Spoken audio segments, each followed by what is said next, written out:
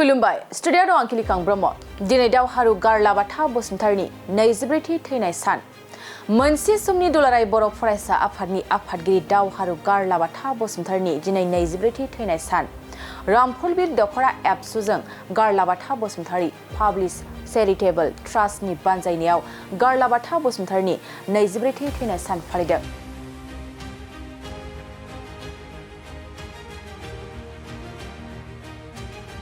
आरो बे हाबाफारियाव मिरु दुलाराय बर' फरायसा आफादनि बिबानगिरिफोरजों लोगोसे MLA लरेन्स इस्लारि आरो ओनसोलनि साननो हनो गोरों सानसुमै बिथांमोनहाबो दिनैनि बे गारलाबाथा बसुमतारिनि 23थि थैनाय सान फालिनायाव बिथांनि फबनाय जायगा हाब्रुबारियाव नुजाथिफैदों।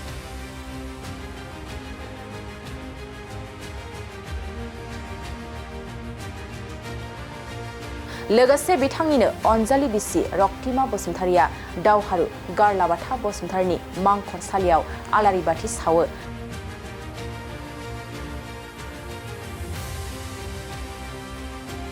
आरो गारलाबाथा बसुमतारिनि मुसुखाखौबो दिनैनि हाबाफारिनि गेजेरजों बेखेवना होयो।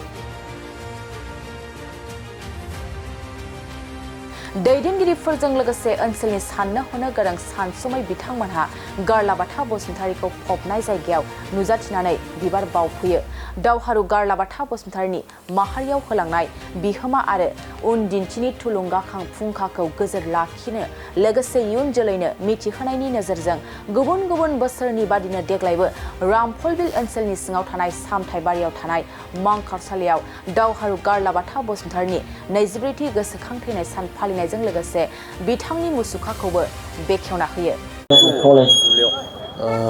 दिनै दावहारु गारलाबाथा बसुमतारिनि थैनाय सान बे थैनाय सानखौ रामफलबिल दख'र दुलाराय बर' फरायसा आफाद आरो गारलाबाथा चेरिटेबल जे ट्रास्ट बे बोसोरफ्रामबो जयैनो फालियो। देग्लायबो बे सानखौ मोनसे हाबाफारिनि गेजेरजों फालिनाय जादों आरो देग्लाय बिथांनि जे मुसुखा हाफ स्टेचु मांखरसालि खाथियाव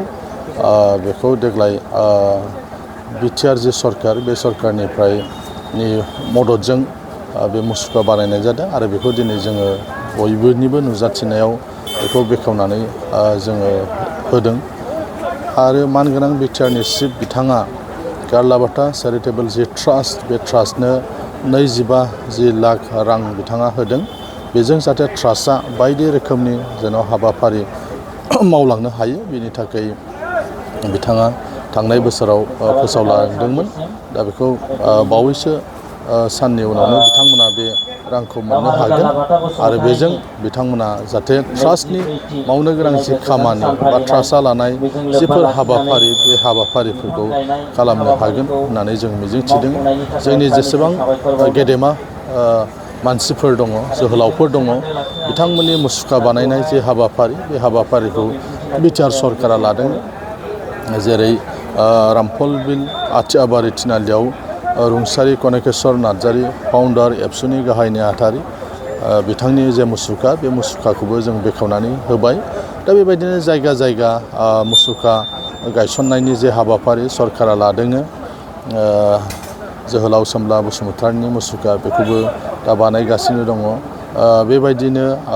नीलेश्वर ब्रह्म बिथांनि मुसुखा बेखौबो बानायगासिनो दङ। बेबायदि जेसेबां बर'नि गेदेमा मानसिफोर दङ आरो जायफ्रा सोमावसारनायाव बाहागो लानानै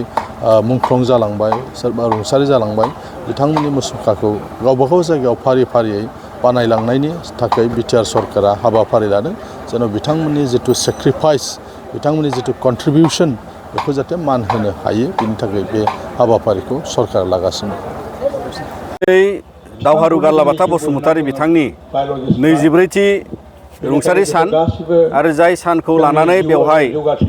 गारलाबाथा मेम'रियेल चेरिटेबल ट्रास्टजों लोगोसे रामफलबिल दख'रानि बानजायनायाव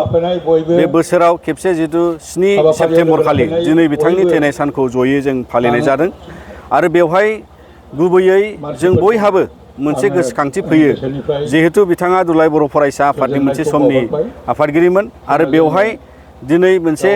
माहारियारिबाद फोजाखांनायजों लोगोसे माहारियारिबादनि सिन्थाधाराखौ गायसननानै बर' माहारिया गावनि हारिमु गावनि सोदोमस्रि आरो गावनि गासिबो दोरोंखान्थिखौ लानानै माहारियारिबादखौ लानानै दावगालांनायनि मोनसे खाबुखौ बिथांमोनहा गायसननानै गालांदों आरो बिनिखायनो दिनै बिथांजों जि जाथिनि कन्ट्रिबिउसन होलांनाय बिथांनि जे होलांनाय आरो बेवहायनो बिथांमोना बड'फा उपेन्द्र नाथ ब्रह्मजों लोगोसेयै बायदि सम खैदां खैफोदाव दिनै माहारिनि जि जा बेन्दोंजों लोगोसे माहारिखौ बेंनायजों लोगोसे बिथांमोनहा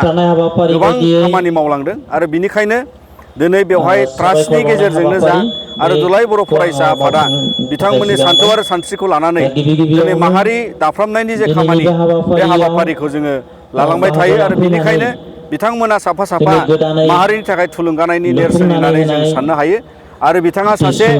गिनो रोङै आरो मेंनाय गैयै सासे दैदेनगिरिमोन आरो बिनिखायनो दिनै बिथांनि जे ट्रास्टआ बिमुं दोननाय दावहारु गारलाबाथा बसुमतारी बिथांजों बेयो मोनसे खाब जाफ्लेनाय राव एबा सोदोब दा बिनिखायनो जों बयबो माहारिनि गोदान लाइमोन जेनेरेसना जों बेखौ गोसोआव लाबोनांगोन जाहाथे जोंनि साफ्रोमबो बेबादि बिर एबा जोंनि साफ्रोमबो सासे सासे दावहारु हिसाबै